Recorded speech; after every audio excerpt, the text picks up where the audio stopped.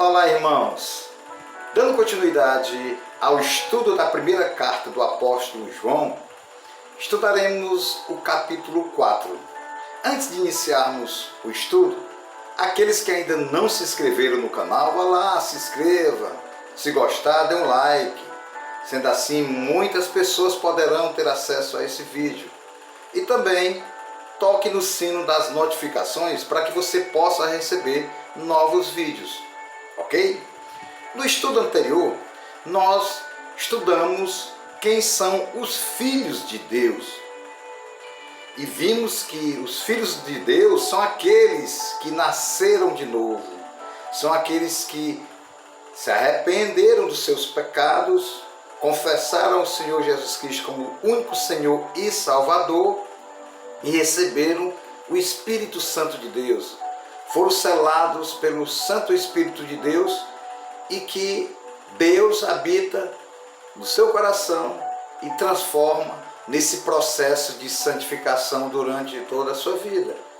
E você é chamado filho de Deus e não criaturas de Deus, que há essa diferença.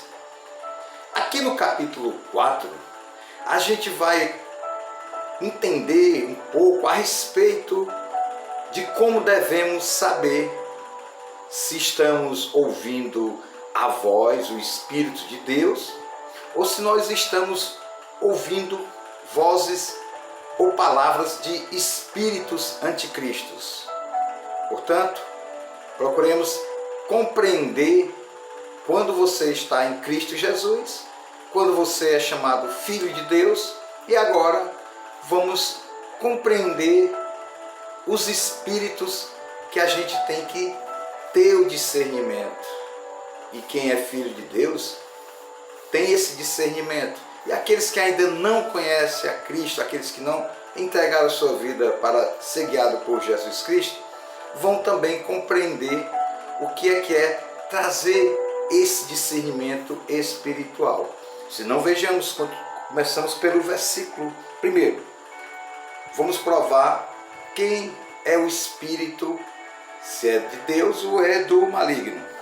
Amados, não creiais em todo espírito, mas provai se os espíritos vêm de Deus. Porque já muitos falsos profetas têm surgido no mundo. Nisto, conheceis o Espírito de Deus. Todo espírito que confessa que Jesus Cristo veio em carne é de Deus. Mas todo espírito que não confessa que não confessa a Jesus não é de Deus. Este é o espírito do anticristo, do qual já ouvistes que há de vir e agora já está no mundo. Aqui o apóstolo João, quando ele escreveu essa carta aos irmãos da igreja, das igrejas lá da Ásia Menor, onde era a Grécia, atualmente é a Grécia, ele já estava observando que muitas pessoas estavam tentando trazer para dentro da igreja, tentando enganar, trazer doutrinas que não eram doutrinas bíblicas. Então, aqueles que diziam que Jesus Cristo não é o Senhor, que Jesus Cristo não veio como homem, essas pessoas estavam praticando algo que não condizia com a palavra de Deus. E é isso que acontece também nos dias de hoje. A incredulidade. A incredulidade, as pessoas estão com os corações vazios e o mundo que jaz do maligno vai tentar de todas as maneiras levar você ao engano. O mundo, ele odeia Jesus Cristo, porque o próprio Jesus disse: o mundo me odeia e odiará vocês. E ele trará engano, porque o diabo, ele é homicida desde o princípio, ele é enganador, ele traz dúvidas, ele não tem verdade nele. Ele faz com que as pessoas possam ser contaminadas pelo mundo num prazer provisório, enganando, mostrando para que a pessoa possa fazer aquilo que agrada a ele mesmo, que agrada ao mundo. E naquela época, como nos dias de hoje, a gente está vendo aí que a incredulidade é tão grande que as pessoas adoram os deuses, adoram pessoas, são idólatras. E o inimigo, Satanás, ele é ardiz. Satanás, ele começa com astúcias. Ele usa as pessoas para que elas possam ser enganadas, para que elas não possam crer em Jesus Cristo, que Jesus Cristo é o Senhor e Salvador deste mundo, que Jesus Cristo veio em carne, veio em homem e também era Deus, e que ele veio para morrer naquela cruz por toda a humanidade, para que os pecados da humanidade possam ser purificados pelo seu santo nome.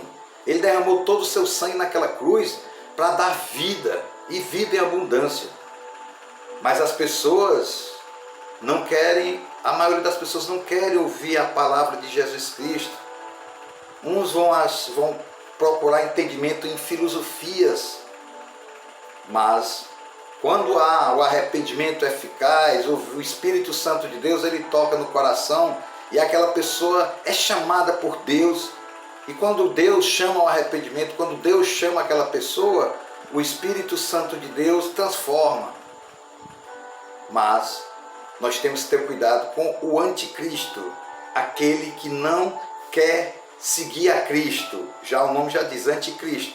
Ele vai atrás de outros deuses que não ser um seguidor do Filho amado. Continuando no versículo 4. Filhinhos, vós sois de Deus e já os vencestes, porque maior é o que está em vós do que o que está no mundo. O mundo jaz do maligno, como Jesus já tinha, como falou, muitas passagens no Evangelho de João. E o mundo odeia as pessoas que seguem a Jesus Cristo. O mundo são as potestades espirituais que a gente não consegue compreender, mas está aí. Eles estão dentro de um governo, eles estão dentro dos processos filosóficos, eles estão dentro daquilo que traz a falta de moral, a falta de respeito ao próximo, a falta de um entendimento que excede qualquer coisa, que venha uma paz em Cristo, que essa paz ela transforma. E a pessoa que está em Cristo, ela vai odiar o mundo. E quem está no mundo vai odiar a Deus. E o apóstolo João, ele fala que o anticristo já tinha chegado naquela época. E que hoje também o anticristo está aí.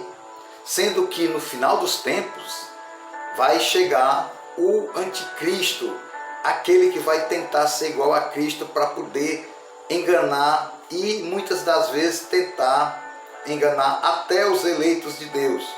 Portanto, vamos ficar alertas. Se o seu coração quer ouvir a mensagem do Evangelho de Jesus Cristo e o mundo fica te dizendo para que você não ouça, para que você não creia, isso aí é o espírito do anticristo. Esse espírito não vem de Deus. Continuando, versículo 5. Eles são do mundo, por isso falam do mundo e o mundo os ouve.